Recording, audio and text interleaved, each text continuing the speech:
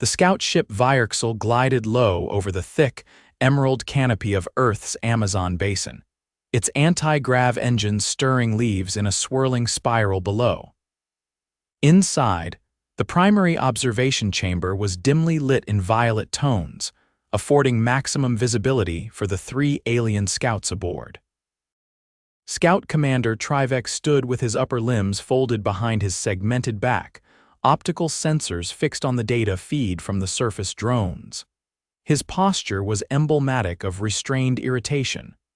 Still no evidence of advanced adaptation to high-threat biomass, Trivex said, his tone flat.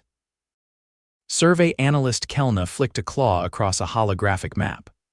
The humans inhabit nearly every region of the planet, but always with artificial support. Their physiology is fragile, their endurance limited. Trivex swept a limb toward a live feed. Look at that one. No exosuit, no visible armor. No weaponry. He's wandering directly into a predator-rich zone. Alone. The screen zoomed in, a human male, perhaps in his late 20s, with a tattered canvas pack and sun-darkened skin, moved with cautious purpose through the undergrowth. Sweat soaked through the collar of his faded shirt. His facial expression was unreadable, but the way he moved steady, quiet caught Kelna's attention. Unremarkable, Trivex muttered. I give him 2 hours before he's consumed or flees screaming. Let's observe, Kelna said, narrowing his ocular ports. The human paused at a bend in the river, crouching low beside a muddy bank.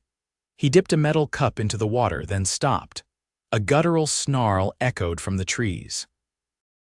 The creature that emerged was a juvenile Krelath, a native apex predator of the Amazon, recently identified by the scouts as one of Earth's most dangerous land carnivores.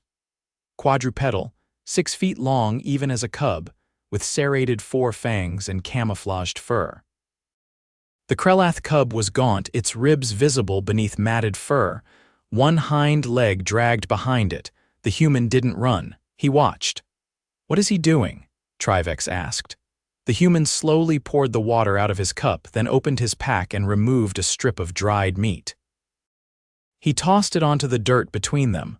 The Krelath cub flinched but didn't retreat. It limped forward, sniffed the offering, then snatched it and retreated behind a tree trunk. The human sat down. Not a word spoken. For the next hour he remained still, offering small bits of food every few minutes. The cub crept closer each time. He's luring it, Kelna said. To kill it, Trivex asked. No, Kelna replied. He's feeding it. The next day the scouts returned to the same location. The human was still there. So was the cub, now lying a few feet from him, licking a wound on its leg. Trivex turned away in disgust. They waste time on sentiment. This one is a fool. But by the 3rd day, the cub allowed the human to touch its injured leg. He pulled a small vial from his pack, poured a thick liquid onto the wound, and wrapped it in cloth. Primitive medicine, Kelna said, but not ineffective. The 4th day brought a challenge. The human, now visibly fatigued, attempted to cross a shallow, fast-moving stream with the cub following. The current caught his balance and his foot twisted sharply under the weight of his pack. He collapsed with a shout, half submerged, clutching his ankle. The cub hesitated on the shore, then limped forward, wading into the water. It circled him, whining, before nudging his shoulder with its snout. His leg, Kelna said, scanning. Possible fracture. The human gritted his teeth, crawling out of the stream with his elbows. He sat against a tree, panting. He didn't scream or cry out again. Instead, he pulled his boot off with shaking hands, revealing a swollen ankle already turning purple. He tied an improvised splint using sticks and strips from his shirt. Why is he doing this? Trivex asked. He should abandon the creature, focus on survival. Kelna watched as the cub lay beside him, resting its head on the human's uninjured leg. He's chosen not to, Kelna said. The following day, a storm rolled in.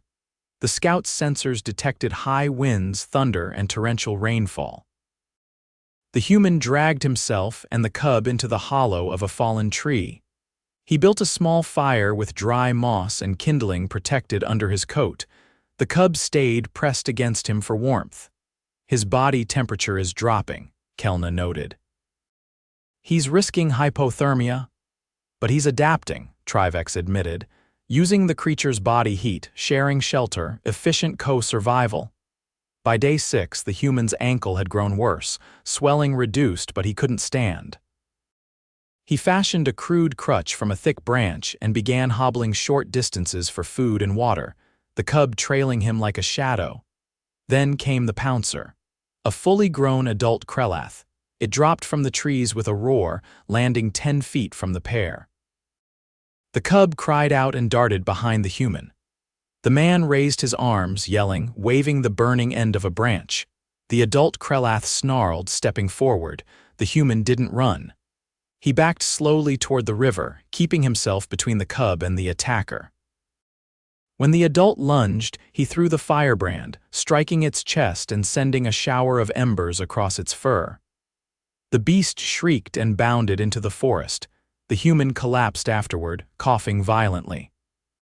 He's risking his life for that creature, Trivex said, watching the cub lick the human's face with concern. Not weakness, Kelna said. Something else.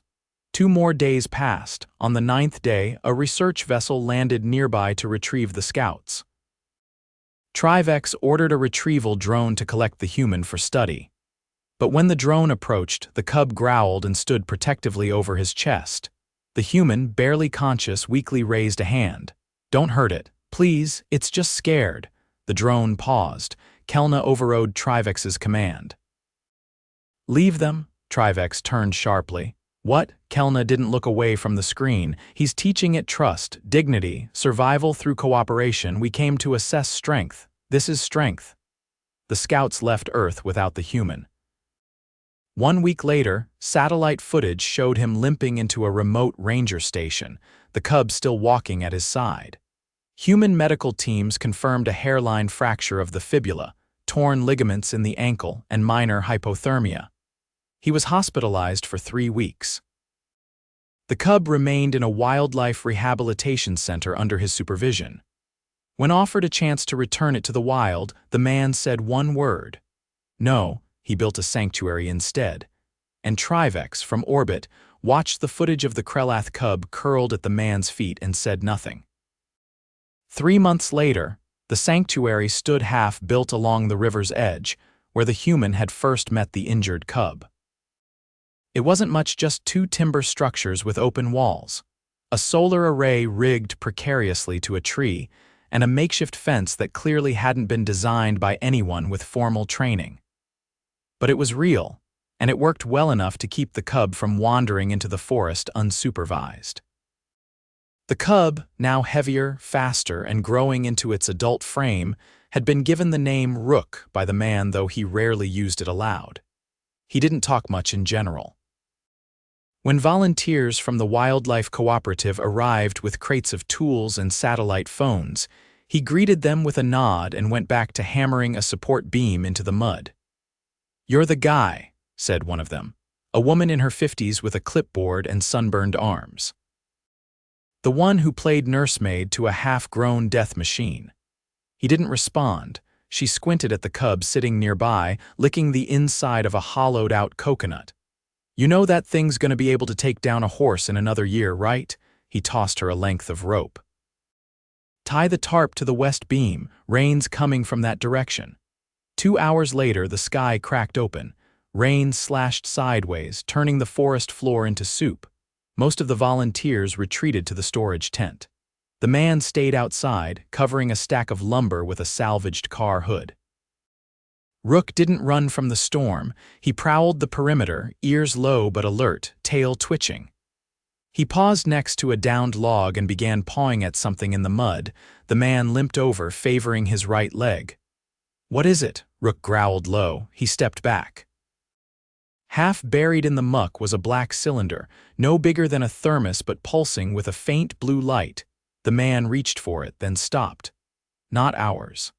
Later that night, after the storm passed, he unscrewed the top of the cylinder under the light of a buzzing lantern. Inside was a folded sheet of thin metal engraved with a pattern he didn't recognize, concentric circles etched with tiny angled glyphs. He turned it over. Earth coordinates. A time, 3 days from now, just after sunset, he dropped the cylinder into a drawer and didn't mention it to anyone. That evening, Rook refused his usual meal of smoked fish and curled up near the edge of the clearing, his back to the camp. He hadn't done that before. The man sat beside him, silent. Rook didn't move. By morning, the cub's behavior shifted again, restless, sniffing the wind, ears flicking toward sounds no one else could hear. The man watched him for an hour before heading to the riverbank. He found another cylinder. This one wasn't buried. It had been placed upright in the center of a ring of white stones, clearly arranged by something with hands. He didn't open it. He went back to camp, packed a first aid kit, a flare gun, and 3 days' worth of protein bars into a canvas bag. At dusk, without saying a word, he and Rook disappeared into the forest. They reached the coordinates on the metal sheet by the second night. It was a wide, flat plateau above a bend in the river, marked with strange scorch patterns and a single stone column that hadn't been there a year ago. Rook paced the edges. The man checked the sky every few minutes, watching for movement. Nothing came until it did. A crack split the air, not thunder, but something sharper, like metal shearing under pressure. A vertical slit opened in the sky, bleeding white light, and from it descended a craft no larger than a small house. It landed without sound. The man didn't move. Rook stood between him and the craft, growling. A door hissed open. 3 figures stepped out bipedal, plated in iridescent armor, faces hidden behind masks shaped like beetle shells. None of them carried weapons. The tallest one approached. "You were not expected to respond," it said. The man didn't blink. "You left a map." "That was meant to test your pattern recognition, not to invite you. I came anyway." The figure tilted its head. "You're injured, not anymore. Your gait suggests otherwise." He adjusted the strap on his bag. "What do you want?" The second figure stepped forward. "We observed your behavior. We have questions about your methods.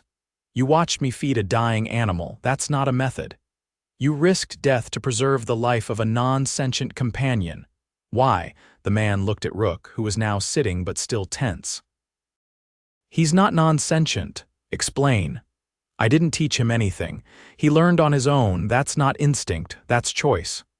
The third figure, silent until now, extended a small device. A hologram flickered to life, showing footage of the man days earlier tending to Rook's leg, building the shelter, standing down the adult Krelath. "Are you aware," the figure said, "that your actions have disrupted our simulations for projected species dominance on this planet?" The man narrowed his eyes. "You're running war games, predictive models. Your survival was statistically improbable. Your bond with the creature even more so." He stepped closer. "And you're upset it didn't play out the way you thought. We are reevaluating our parameters." He laughed once, a dry sound. "You based your models on what? Muscle mass, weaponry. You thought we were weak because we bleed easier? You persist in hostile environments without sufficient biological defenses. This is irrational. No, it's inconvenient. There's a difference." The first figure lowered its mask, revealing a face that was both insectile and oddly human-wide, dark eyes, a jaw that clicked softly when it moved. "Your kind forms attachments even when logic advises against it," he nodded. "It's not for logic, it's for survival. But not the kind you measure with graphs." The figure took a step back. "Would you agree to answer further questions aboard our vessel?" Rook stood instantly, a low growl rumbling from his chest. The man shook his head. "If you want answers, you'll ask them here." The 3 figures exchanged glances. The third one spoke. "We will observe further. You may continue your activities, but understand your behavior has disrupted more than our models." The man slung the bag over his other shoulder. "Then maybe your models were wrong." The craft lifted off 20 minutes later, disappearing without a trace. He and Rook stayed on the plateau until morning. Then they walked home. 2 weeks passed. Volunteers came and went. Construction continued. Rook began bringing back small animals he hadn't killed, just stunned, and watched the man's reactions carefully each time. He never praised him. He never scolded him either. One night, as the generator whined and failed, plunging the camp into darkness, a new sound emerged: low, rhythmic clicks from the trees. Rook froze mid-step. The man reached for the flare gun, but before he could fire, the trees parted. A second Krelath stepped out. Not the adult from before, this one much larger, older, with silvered fur and eyes like polished jet. It didn't attack. Rook moved to meet it, head low, tail stiff. They circled each other once. Then the older one turned and vanished into the forest. The man didn't say a word. He just stood there, watching, as Rook sat down beside him without looking back. The last beam of the outer enclosure came down with a reluctant creak, followed by a dull thunk as it settled into place. The man leaned against the post, wiping grime from his forehead with the back of his hand. His left knee flared with pain now and then, a reminder of weeks-old damage that hadn't quite forgiven him yet, but he ignored it. Rook padded around the perimeter, sniffing the new boundary posts.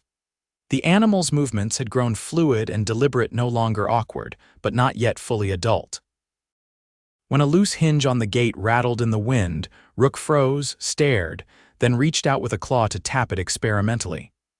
The man watched him, then stepped inside and bent to tighten the bolt. "You hear that too, huh?" Rook tilted his head, then huffed softly and continued his patrol. By late afternoon, the last of the volunteers had packed up and left for the supply depot upriver.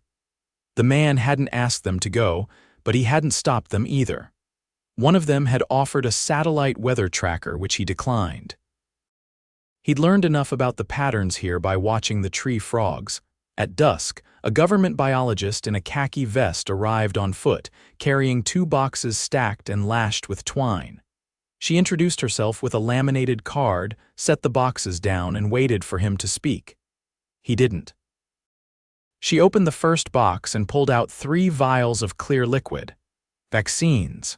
For the cub, mandated for any species in human proximity longer than 12 weeks. He has a name. She paused, then nodded once. For Rook, then. He watched her unpack a sterile injector, fit a vial into the chamber, and check the dosage. "He's not going to like that." She looked up. "Most wildlife doesn't. You'll need to hold him." Rook had already circled back, ears flicked back slightly, watching the stranger. The man crouched, tapped the ground twice, and Rook trotted over. He didn't resist when the man wrapped his arms around his torso and shoulders, though his muscles tensed beneath the fur.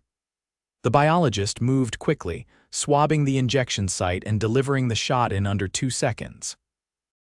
Rook didn't flinch. He simply looked at her, then at the man, then walked away and shook himself off. "He's heavier than he looks," she muttered, packing up the kit. "He's learning not to react." "That's not normal." He stood. "Neither is this place." She hesitated, then motioned toward the second box. "There's something else, not from us." The man's eyes narrowed. "It was dropped off at the field station up north. No sender, no markings, but they wanted it passed along to you." He opened the box. Inside was a single object, a small, rectangular stone, smooth on all sides with a hollow carved into the center. Inside the hollow sat a perfectly preserved molar Krelath, by the look of it, but with a metal cap fused to the root. He turned it over in his hand.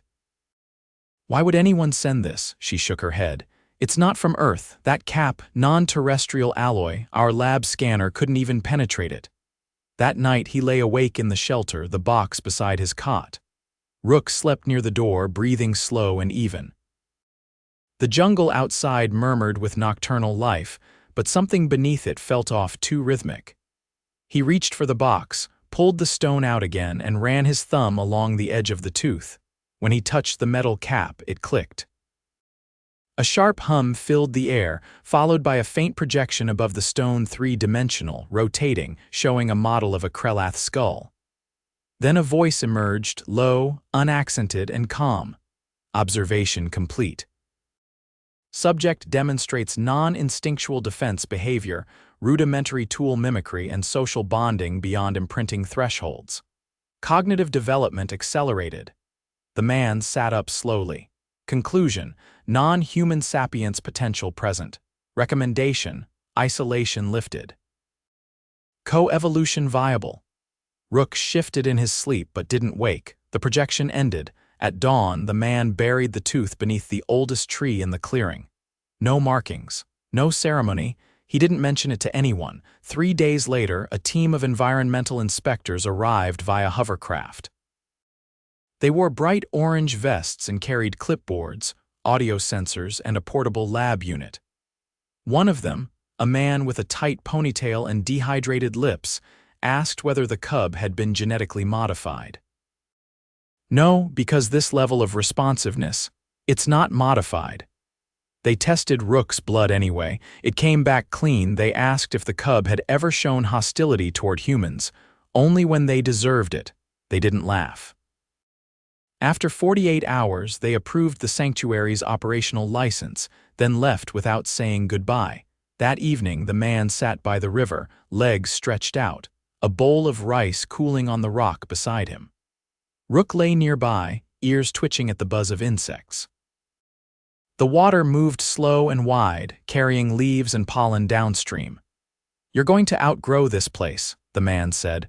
Rook's tail flicked once. "When you do, you'll have to decide what kind of creature you're going to be. They'll try to study you, maybe cage you. Depends who finds you first." Rook said nothing.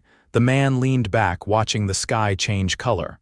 "But you're not like the others. You waited, you watched, you learned. That's not survival instinct, that's choice." He didn't expect an answer, and none came.